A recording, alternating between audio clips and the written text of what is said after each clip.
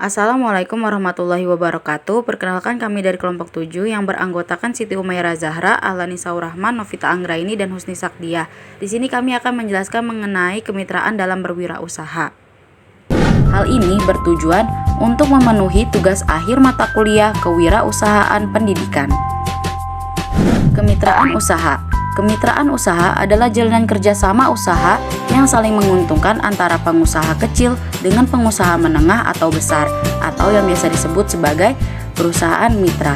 Perusahaan mitra disertai dengan pembinaan dan pengembangan oleh pengusaha besar sehingga saling memerlukan, menguntungkan, dan memperkuat. Kemitraan usaha akan menghasilkan efisiensi dan sinergi sumber daya yang dimiliki oleh pihak-pihak yang bermitra.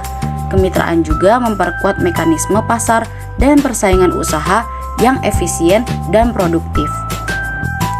Tujuan kemitraan untuk meningkatkan kesinambungan usaha, meningkatkan kualitas sumber daya kelompok mitra, peningkatan skala usaha, dan menumbuhkan dan meningkatkan kemampuan kelompok usaha mandiri. Untuk mencapai model kemitraan yang menguntungkan, yang perlu diperhatikan adalah pihak-pihak yang terlibat dengan peran masing-masing sebagai berikut. Yang pertama, perusahaan penjamin pasar dan penyedia saprodi, benih, pupuk organik, dan pestisida. Yang kedua yaitu koperasi atau kelompok tani merupakan penyedia lahan pertanian dan tenaga kerja.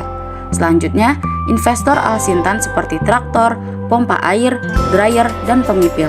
Dan terakhir ada petani sebagai pemilik lahan sekaligus tenaga kerja. Syarat kemitraan menurut Direktorat Pengembangan Usaha tahun 2002. Perusahaan mitra harus memenuhi syarat. Yang pertama, mempunyai itikat baik dalam membantu usaha kelompok mitra. Kedua, memiliki teknologi dan manajemen yang baik. Ketiga, menyusun rencana kemitraan berbadan hukum. Selanjutnya, kelompok mitra yang akan menjadi mitra usaha diutamakan telah dibina oleh pemerintah daerah. Perusahaan mitra dan kelompok mitra terlebih dahulu menandatangani perjanjian kemitraan. Isi perjanjian kerjasama menyangkut jangka waktu, hak dan kewajiban termasuk kewajiban melapor kemitraan kepada instansi pembina teknis di daerah. Pembagian risiko penyelesaian bila terjadi perselisihan dan kepastian hukum bagi kedua belah pihak.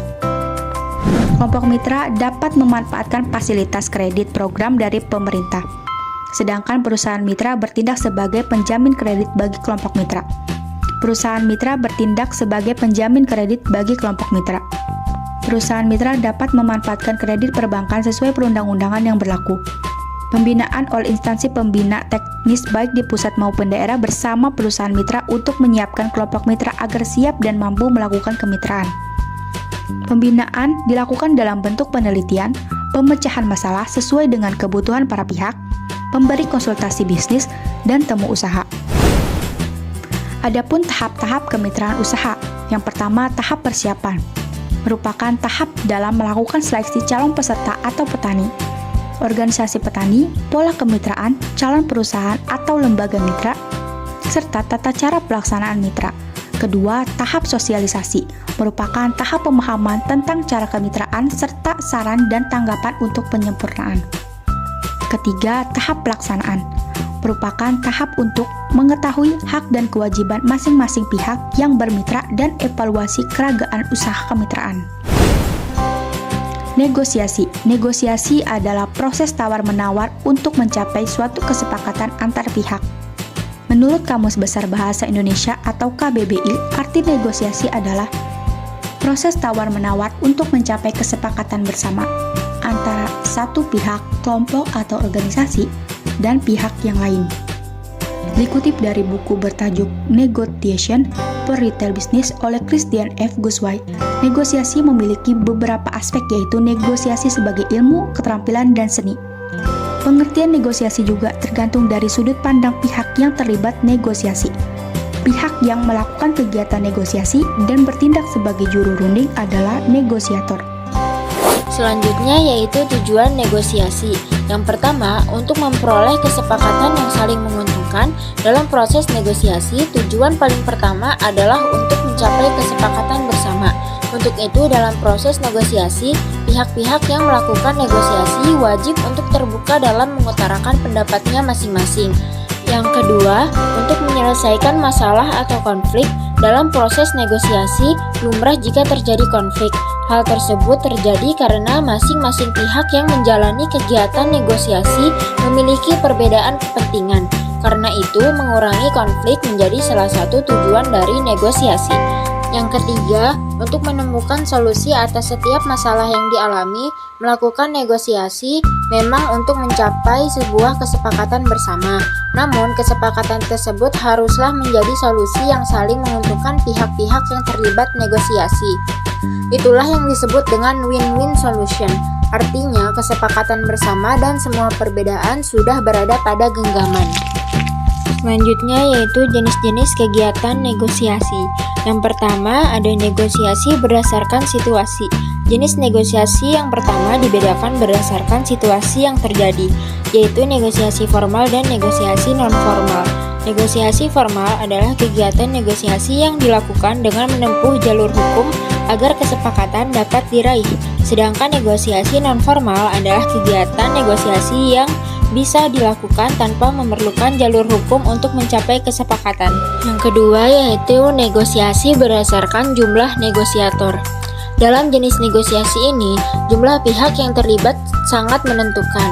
Jenis negosiasi ini dibedakan menjadi negosiasi dengan pihak penengah dan negosiasi tanpa pihak penengah. Negosiasi dengan pihak penengah biasanya dilakukan oleh 2 orang negosiator atau lebih, sedangkan negosiasi tanpa pihak penengah dilakukan antar 2 pihak saja, sehingga tidak memerlukan bantuan pihak penengah. Yang ketiga, negosiasi berdasarkan keuntungan dan kerugian.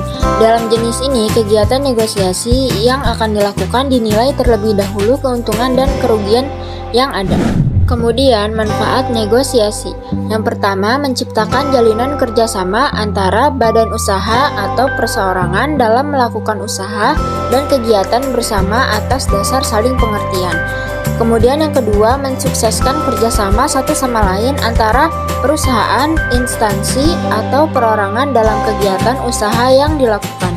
Yang ketiga, meminimalkan permasalahan yang ada di antara perusahaan, instansi, atau perorangan. Adapun jenis-jenis negosiasi. Yang pertama, negosiasi kolaborasi. Dalam negosiasi ini, semua pihak yang terlihat harus hadir. Tujuannya adalah agar semua pihak menyuarakan keinginan dan pendapatnya sehingga tercapai solusi yang terbaik. Yang kedua, negosiasi dominasi. Sesuai dengan namanya, hasil dari negosiasi ini akan menguntungkan salah satu pihak saja. Sementara itu, pihak lainnya yang terkait dalam negosiasi harus ikhlas karena tidak mendapat banyak keuntungan. Yang ketiga, negosiasi akomodasi. Dalam negosiasi akomodasi, seluruh pihak yang terlibat dalam negosiasi hanya mendapat sedikit keuntungan. Yang keempat, ada negosiasi lose-lose. Dalam negosiasi ini, tujuan yang ingin dicapai adalah menghentikan konflik. Artinya, negosiasi ini dilakukan untuk menghentikan konflik yang sedang terjadi maupun konflik yang baru, sehingga setiap pihak yang terlibat dalam negosiasi ini harus menggunakan kepala dingin dalam menyelesaikan masalah yang ada. Adapun ciri-ciri negosiasi, yang pertama melibatkan individu atau perwakilan organisasi atau perusahaan. Yang kedua, proses perundingan yang dilakukan memiliki ancaman konflik. Yang ketiga, menerapkan pertukaran sesuatu baik berupa tawar-menawar maupun tukar-menukar. Yang keempat, kegiatan dilakukan secara tatap muka menggunakan bahasa lisan, menampilkan gerak tubuh maupun ekspresi wajah. Yang kelima, tema atau topik yang dibahas merupakan hal-hal atau sesuatu yang memiliki kemungkinan terjadi di masa depan.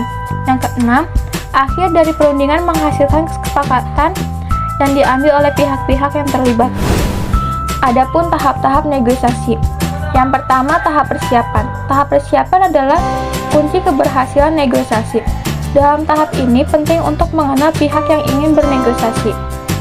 Usahakan berpikir dengan cara berpikir lawan seolah-olah kepentingan lawan sama dengan kepentingan kita. Sebaiknya persiapkan pertanyaan-pertanyaan sebelum pertemuan. Ajukan dalam bahasa yang jelas dan jangan sekali-kali memojokkan pihak lawan. Memahami kepentingan masing-masing, identifikasi masalah, apakah bisa menjadi masalah bersama atau tidak. Menyiapkan agenda logistik, ruangan dan konsumsi. Menyiapkan tim dan strategi.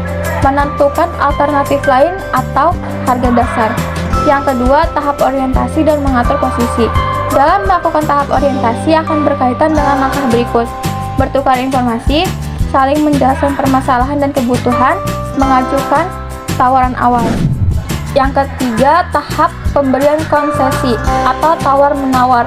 Dalam melakukan tahap pemberian konsesi akan berkaitan dengan langkah berikut.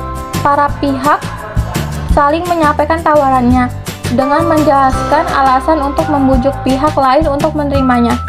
Dapat menawarkan konsesi, tapi pastikan memperoleh sesuatu sebagai imbalannya. Mengidentifikasi kebutuhan bersama, mengembangkan dan mendiskusikan opsi-opsi penyelesaian. Yang keempat, tahap penutup. Dalam melakukan tahap penutup, akan berkaitan dengan langkah berikut. Mengevaluasi opsi-opsi berdasarkan kriteria objektif. Kesepakatan hanya menguntungkan bila tidak ada opsi lain yang lebih baik. Bila tidak berhasil mencapai kesepakatan, membatalkan atau menyatakan tidak ada komitmen. Adapun fungsi dalam kemitraan. Aplikasi teknologi informasi menjadi landasan sekian banyak software. Beda di dalam perusahaan antara lain sistem operasi, basis data, network, manajemen, dan lain-lain. Aplikasi yang sifatnya mendasar yakni software teknologi informasi yang dipergunakan guna sekian tidak sedikit hal utilisasi sumber daya perusahaan antara lain sistem penggajian, sistem akuntansi dan keuangan, dan lainnya. Aplikasi teknologi informasi yang sesuai dengan kebutuhan spesifik mengefisiensikan kegiatan operasional perusahaan. Pemanfaatan teknologi informasi yang sudah dilakukan dalam penunjang kegiatan operasional perusahaan merangkum aspek bidang-bidang tertentu. Dalam dunia bisnis, teknologi informasi memiliki pengaruh yang nyata. Transaksi bisnis disalin secara online, diubah ketika yang nyaris bersamaan hasil pengolah atau informasi bisa dilihat. Laksana yang lazim digunakan para nasabah bank pada saat mengerjakan transaksi pada ATM. Ketika informasi menjadi urusan yang sangat urgen dalam pekerjaan bisnis. Dengan sokongan teknologi informasi semakin mudah didapatkan tanpa diberi batas ruang dan waktu. Teknologi informasi telah menjadi senjata dalam proses bisnis. Perusahaan dapat menciptakan aliran informasi berlangsung secara cepat, secara internal maupun eksternal. Teknologi informasi memiliki tidak sedikit peran dalam membantu insan dan memecahkan masalah. Sekian dari penjelasan kami mengenai kemitraan dan berwirausaha. Jika ada kesalahan dalam materi, pengucapan, dan informasi, mohon dimaafkan. Wassalamualaikum warahmatullahi wabarakatuh.